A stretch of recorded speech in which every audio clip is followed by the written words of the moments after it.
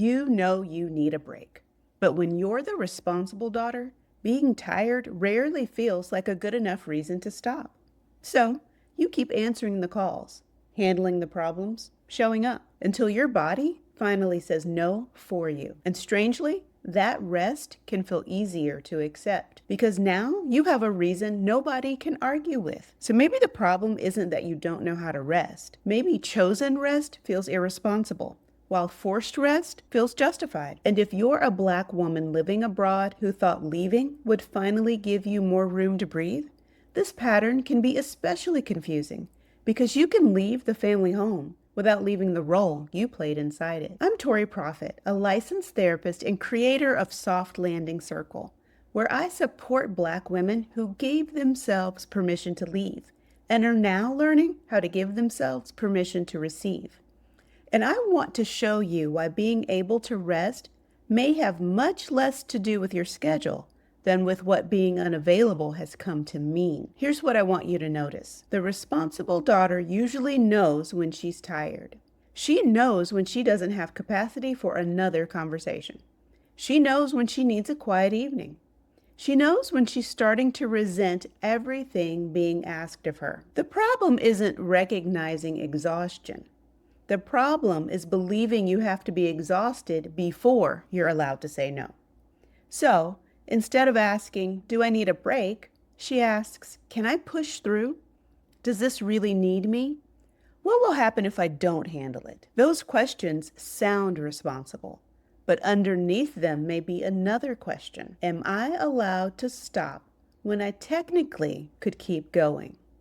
And for Black women living abroad, this can become even more complicated. You may have physically left the family system without emotionally leaving your old position inside it. You're thousands of miles away, but you're still the person people call when something goes wrong. You're checking on a parent, checking on your adult children, helping solve a family problem across time zones, trying to make sure everyone knows that moving away doesn't mean you stopped caring. And underneath that can be an unspoken pressure. I chose to leave, so I need to prove I'm still here for everybody. So, even from another country, you remain emotionally on call. Maybe you finally have a quiet Saturday. Nothing is wrong. Nobody urgently needs you. You could turn your phone over, make yourself lunch, sit outside, and do absolutely nothing. And instead, you think, "I should call my mother. I need to answer that message. Let me just take care of this one thing." And suddenly,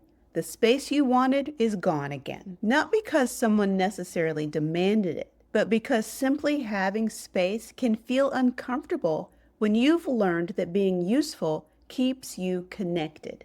Being responsible is not inherently a problem. Being dependable is not a problem. Loving your family is not a problem. The question is, what happens inside you when you say no before you absolutely have to? Because sometimes responsibility is doing more than getting things done. Sometimes it's protecting your place in the relationship. If I'm useful, I still belong. If I show up, no one can say I abandoned them. If I stay dependable, no one can accuse me of changing. And if usefulness has helped you feel secure in your relationships, chosen rest can become surprisingly uncomfortable. Because chosen rest requires something forced rest does not. You have to own the decision. When you're completely depleted, you can say, "I can't.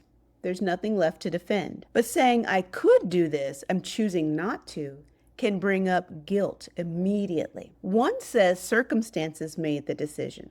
The other says you did, and that difference matters. When exhaustion becomes the only acceptable reason to stop, you stop honoring your limits when they first appear. Rest becomes recovery. You help until you resent it. You stay available until you can't concentrate. You keep pushing until disappearing feels like the only way to get relief.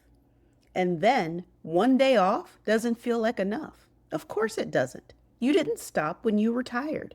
You stopped when there was nothing left to override. And this can follow you abroad even when you intentionally created a life with more room in it. You may have moved for more peace, more choice, more space, but your environment can change faster than your relationship with responsibility does. So eventually, The space gets filled again. Another person needs something. Another problem needs solving. Another free afternoon becomes an opportunity to be productive because being needed may still feel more familiar than simply being unavailable. Notice what happens in your body when I say this. You are allowed to take a break before there's an emergency. You don't have to force yourself to agree. Just notice your reaction. Maybe your shoulders tighten. Maybe your mind immediately starts listing everything that still needs to be done. Maybe someone's face comes to mind. Put both feet on the floor if you can and let your hands rest. Take one slower breath and ask yourself, what do I believe would happen if I said no before I absolutely had to? Not forever, for an afternoon, for one evening, for a few hours. What feels risky about that? That question may tell you much more than asking, why am I so tired? The shift is not becoming less caring. It's learning that love does not require permanent access to you. There is a difference between, I can't help because I have nothing left, and I'm choosing not to take this on because I want something left for myself. That second sentence may feel harder because it requires you to decide that your energy matters before protecting it becomes an emergency. And for some responsible daughters, that is the real edge. Not rest, choice. You are learning to decide that you have done enough without needing exhaustion to testify on your behalf. So this week, choose one small break before you desperately need it. Keep it ordinary. Leave one non-urgent message unanswered until tomorrow. Let one task stay unfinished tonight. Say, I can't take that on today. And don't follow it with a 5-minute explanation. Then notice what happens inside you. Does guilt appear? Do you immediately want to explain yourself? Do you start looking for something useful to do? Do you worry somebody will think you've changed? That response is information because the practice isn't simply learning how to rest. It's learning what it feels like to choose rest while you still have more that you could give. Recognizing the pattern is one thing. Changing what happens inside you when you choose differently is another, because you can understand exactly why you do this and still feel the guilt the moment you say no. That's where this work becomes personal.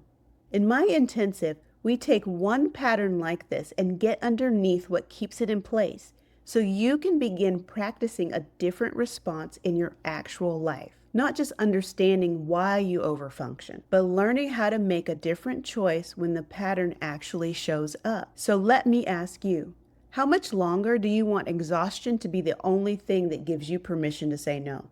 Enrollment is open now for my September intensive, and I'm intentionally taking only 12 women. This is for the woman who is ready to get underneath one pattern instead of continuing to manage its consequences. If something in this video made you think, I don't want my body to have to make this decision for me anymore, pay attention to that. Click the link below, read the details. And if you recognize yourself in the woman this intensive was created for, and you know this is the pattern you're ready to change, claim your spot because you are worthy of support and you do not have to reach your limit before you are allowed to choose yourself.